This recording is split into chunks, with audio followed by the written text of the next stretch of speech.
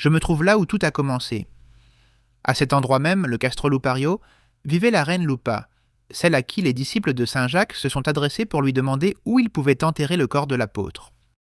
Et c'était très près d'ici, là où se trouve aujourd'hui la cathédrale de Saint-Jacques de Compostelle.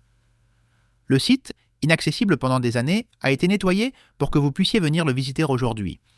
Mais si vous n'avez pas l'énergie de monter jusqu'ici, ne vous inquiétez pas, c'est pour cela que je suis venu, pour vous le montrer.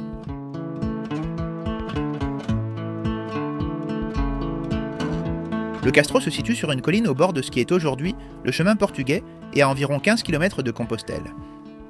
La partie supérieure est occupée par un plateau de près de 900 mètres de circonférence. Là se trouvait un village celtique ou ibérique protégé par un mur. Pendant la romanisation, contrairement à d'autres castros qui finiront abandonnés, celui-ci est devenu une forteresse romaine. Cela a également été aidé par la voie romaine qui passait au pied de la colline, dont il reste un pont à une seule arche sur une rivière voisine. Le village a également survécu aux Romains et s'est maintenu comme forteresse dans la première moitié du Moyen Âge. Actuellement, il ne reste aucune construction, sauf de larges pans de murs. La tradition raconte que les disciples de l'apôtre sont venus ici pour voir où ils pouvaient l'enterrer chrétiennement, mais les habitants n'ont pas bien accueilli les étrangers.